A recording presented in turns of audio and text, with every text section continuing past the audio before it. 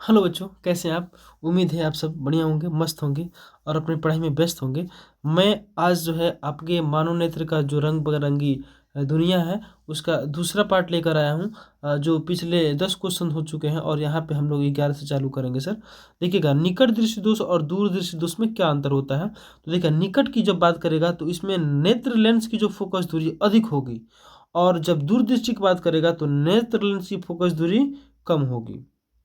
अगला देखिएगा सर, निकट दृष्टि दोष में क्या होता है कि नेत्र जो है, नेत्र गोलक जो है लंबा हो जाता है, लेकिन दूर दृष्टि में जो है छोटा हो जाता है। दूर दृष्टि दोष में छोटा होता है लेकिन नेत्र गोलक किसमें लंबा होता है, तो निकट दृष्टि दोष में लंबा हो जाता है। अगला पॉइंट सर नोट कीजिएगा कि इस दूरी को, इस दोष को दूर करने के लिए अवतल लगाते हैं। अवतल किसका लो, निकट दृष्टि दोष में अवतल और दूर दृष्टि दोष में कौची, उत्तल। दूर दृष्टि दोष में उत्तल और निकट दृष्टि दोष में अवतल। ठीक है। अब दृष्टि दोष क्या होता है सर, इसको थोड़ा सा डिटेल में पढ़ेंगे। दृष्टि दोष क्या होता है, देखिएगा। सामान्य नेत्र जो द्वारा 25 सेंटीमीटर पर वस्तु को स्पष्ट रूप से देखा जाता है, जब इस स्पष्ट दर्शन की न्यूनतम दूरी पर वस्तु को स्पष्ट नहीं देखा जाता है तो उसको हम क्या कहते हैं, दृष्टि दोष कहते हैं। ठीक है, उसे ही दृष्टि दोष कहते हैं। यह 4 प्रकार का दृष्टि दोष होता है।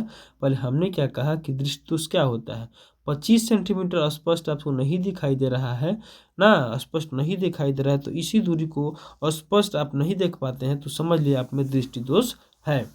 अगला देखिएगा कि दृष्टि दोष जो है कितना होता है, तो निकट दृष्टि दोष है, दीर्घ दृष्टि दोष है, जरा है और अबिंदुकता। तो ये तीनों टॉपिक तो आप पढ़ लिए हैं लेकिन अबिंदुकता नहीं पढ़े हैं, तो आपको अब अबिंदुकता पढ़ने की जरूरत है। ठीक है, चलिए देखिए। देखिए सर, ध्यान से देखिए। अबंधित तो कहाँ के, पीछे नहीं ना गया, चलिए कोई बात नहीं, पीछे जाएगा तो फिर आगे आ जाएगा। देखिएगा क्या कह रहा है, इसमें ध्यान से देखिएगा। दूर जरा, हाँ दूर दृष्टि उसमें जरा आ गया। अब जरा दूरदर्शिता क्या होता है, इसको थोड़ा सा डिटेल में पढ़ने का प्रयास कर रहे हैं। आयु में वृद्धि होने के साथ साथ मानव नेत्र की संवेदन क्षमता घट जाती है। जैसे जैसे उम्र बढ़ेगा वैसे वैसे आँख के लेंस जो है घटेगा, उसकी संवेदन क्षमता जो होती है, सिलेरी मांसपेशियों को बढ़ाने और घटाने की जो क्षमता होती है सर, वो जो है कम हो जाती है। अधिकांश व्यक्ति का निकट बिंदु दूर हट जाता है। अधिकांश व्यक्ति को यह देखा गया है कि निकट बिंदु जो दूर होता दोष होता है वो हट जाता है। संशोधन, चश्मा के बिना उसके पास वस्तु के, देखो क्या लिखा है, संशोधक क्या होगा उसका, कि चश्मा के बिना उसके पास की वस्तुओं को आराम से देखने में कठिनाई होती है। इस दोष को जरा दूरदर्शिता कहते हैं। यह दोष पक्षमाभी पेशियों के धीरे धीरे दुबले होने होने पर क्रिस्टलीय लेंस के लचीलेपन में कमी आने के कारण उत्पन्न होता है। कभी कभी नेत्र में 2 प्रकार के दोष उत्पन्न हो जाते हैं। वह कौन कौन से दोष उत्पन्न हो जाते हैं, देखिएगा। जिसको हम लोग द्विफोकसी लेंस की सहायता से दूर कर सकते हैं। अब देखो, जरा दूरदर्शिता तथा दीर्घ दृष्टि में दृष्टि नहीं तो दोष, दृष्टि दोष में अंतर बताना है। तो देखिएगा, हमने कहा है सर, हमने कहा है, कहाँ कहाँ भाग रहे हो भाई तुम, तुम्हारी तो जरूरत है, तुम्हारे इंतजार में जाने की तो से। चलो आगे देखते हैं। जरा दूरदर्शी दोष क्या होता है, कहता है कि 2 स्थितियों में नजदीक की वस्तुओं को देखा पाना। देखो कह रहा है, क्वेश्चन क्या कह रहा है कि नजदीक की वस्तु को बात कर रहा है। देखो क्या कहता है, नजदीक की वस्तु को देख पाना तथा अभिनेत्र लेंस की अधिक दूरी के कारण दीर्घ दृष्टि दोष में क्या होता है कि अभिनेत्र लेंस में क्या हुआ है, लेंस बीच में पतला हो जाता है। ठीक है। हाँ, अब देखिए, स्वच्छ आकाश जो है रंग, स्वच्छ आकाश का रंग जो है नीला क्यों दिखाई पड़ता है, और जब हम किसी अंतरिक्ष यात्री को हम काला काला प्रतीत होता है क्यों। देखिएगा, सूर्य का प्रकाश जब वायुमंडल में प्रवेश करता है तब प्रकाश का प्रकीर्णन होता है। लाल का प्रकीर्णन सबसे कम और नीले का जो प्रकीर्णन सबसे अधिक होता है। रंग के प्रकीर्णन से नीले रंग की अधिकता होती है, इसलिए आकाश का रंग जो है नीला दिखाई देता है। और अंतरिक्ष में प्रकाश का प्रकीर्णन नहीं होता है, इसलिए काला दिखाई देगा। दोनों क्वेश्चंस का आंसर इसमें हो गया है। रेलवे के सिग्नल का प्रकाश लाल रंग का क्यों होता है, देखिएगा ध्यान से। क्वेश्चन है कि रेलवे के सिग्नल का प्रकाश लाल, जो रेलवे का जो सिग्नल होता है उसको लाल ही क्यों रखा गया है? रेलवे के सिग्नल में लाल रंग का प्रयोग इसलिए किया जाता है क्योंकि लाल रंग का प्रकीर्णन सबसे कम होता है और लाल रंग अधिक दूरी से भी साफ साफ दिखाई पड़ता है इसलिए। अगला है निकट दृष्टि दोष एवं दूर दृष्टि दोष में अंतर। ये हो गया था, ठीक है। चलिए देखिए, निकट दृष्टि दोष में क्या होता है कि नेत्र लेंस की जो फोकस दूरी होती है अधिक होती है और दूरदृष्टि में क्या हो जाता है, नेत्र की फोकस दूरी कम हो जाती है। नेत्र गोलक लंबा हो जाता है, निकट दृष्टि में नेत्र गोलक लंबा हो जाता है जबकि दूरदृष्टि में नेत्र गोलक छोटा हो जाता है। इस दोष को दूर करने के लिए अवतल लेंस का उपयोग किया जाता है। किसमें? निकट दृष्टि में अवतल लेंस का प्रयोग करते हैं जबकि दूर दृष्टि दोष में उत्तल लेंस का प्रयोग करते हैं। अब दृष्टि दोष क्या है, यह कितने प्रकार का होता है ये देखिएगा ध्यान से। सामान्य नेत्र 25 सेंटीमीटर पर किसी वस्तु को स्पष्ट रूप से देखता है। जब इस स्पष्ट दर्शन की न्यूनतम दूरी वस्तु को स्पष्ट नहीं देख पाता है तो कहा जाता है कि नेत्र में दृष्टि दोष है। यह मुख्यतः 4 प्रकार के होते हैं। निकट दृष्टि दोष होते हैं, दीर्घ दृष्टि दोष होते हैं ना, जरा दृष्टि दोष होते हैं और अबिंदुकता होता है। अब सबको बारी बारी से पढ़ना पड़ेगा सर। देखिएगा, जरा दूरदर्शिता क्या होता है, देखिएगा जरा दूरदृष्टिता क्या है। देखो, आयु में वृद्धि होने के साथ साथ मानव की नेत्र की जो समंजन क्षमता होती है वो घट जाती है। अधिकांश व्यक्ति का निकटतम बिंदु दूर हट जाता है। संशोधन के बाद पता चला कि चश्मों के बिना उनके पास वस्तु को आराम से देखने में कठिनाई होती है। इस दोष को दूरदृष्टि कहा जाता है। यह दोष पक्षमापी पेशियों के धीरे धीरे दुबले होने के या फिर क्रिस्टलीय लेंस के लचीलेपन होने में कमी होने के कारण होता है। ठीक है, कभी कभी नेत्र में 2 प्रकार के दोष उत्पन्न हो जाते हैं। कभी कभी क्या हो जाते हैं, नेत्र में 2 प्रकार के दोष पाए जाते हैं जिन्हें हम द्विफोक्सी लेंसों की सहायता से दूर कर सकते हैं ना। कभी कभी दूर और नजदीक दोनों नहीं दिखाई देता है। हाँ, चलिए, जरा दूरदर्शिता तथा दीर्घ दृष्टि दोष में अंतर देखिएगा क्या होता है। देखो ध्यान से, जरा दृष्टि दोष को दूर करने के लिए चश्मे में द्विफोक्सी लेंस का उपयोग किया जाता है। ठीक है, द्विफोक्सी, जिसमें दोनों लेंस लगा होता है। चश्मे के ऊपरी भाग में केवल अवतल होता है और इसी चश्मे के निचले भाग में उत्तल लेंस लगाया जाता है। ऊपर भाग में दूसरा, ऊपर भाग में, निचला भाग में दूसरा। ठीक है, इसे जरा दृष्टि दोष वाले व्यक्ति को की वस्तुओं को क्या कहते,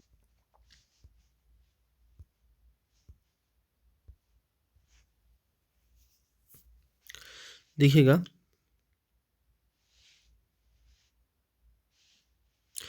दूरदृष्टि वाले वस्तुओं को देखा जा सकता है लेकिन नजदीक की वस्तुओं को देखना कठिन हो जाता है। इसी दोष को क्या कहते हैं, इस दोष वाले व्यक्ति के चश्मे में उत्तल लेंस लगाते हैं। ठीक है, अगला देखिएगा क्वेश्चन क्या है। अगला क्वेश्चन है, जब हम नेत्र से किसी वस्तु की दूरी को बढ़ा देते हैं तो नेत्र से प्रतिबिंब की दूरी क्या हो जाता है। ध्यान दीजिए क्वेश्चन पे। क्वेश्चन क्या कहता है सर कि जब हम नेत्र से किसी वस्तु की दूरी को बढ़ा देते हैं, मतलब वस्तु की दूरी को बढ़ा देने का मतलब थोड़ा दूरी से देख लेते हैं, तो नेत्र से प्रतिबिंब की दूरी क्या होती है। देखिएगा ध्यान से, लिखा क्या है उसको पढ़ना है, याद हो जाएगा। देखिए, देखो बाबू, क्वेश्चन है कि नेत्र से वस्तु की दूरी को बढ़ाने पर आँख अपने समंजन क्षमता शक्ति के द्वारा प्रतिबिंब को रेटिना पर बनाता है। क्या बनाता है? रेटिना को बनाता है। यह स्वस्थ आँख के लिए संभव है। नेत्र और रेटिना के बीच की दूरी सदा स्थिर रहती है। नेत्र और रेटिना के बीच की जो दूरी होती है वो बराबर होती है। दृष्टिपरास क्या कह रहा है कि दृष्टिपरास 10 सेंटीमीटर से अनंत बिंदु तक होती है। जो परास होता है 10 सेंटीमीटर से चालू होता है और अनंत तक होता है। इस परास पर भी कभी भी कहीं भी वस्तु को रख सकते हैं ना। तो प्रतिबिंब क्या होगा, तो रेटिना पर ही बनेगा। अगला क्वेश्चन है, किसी बिंब को देखने के लिए नेत्र का समंजन किस प्रकार का होना चाहिए था। देखिए, अगर किसी वस्तु को आप देखना चाहते हैं तो नेत्र की समंजन क्षमता क्या होनी चाहिए उसके बारे में देखिएगा। लिखा है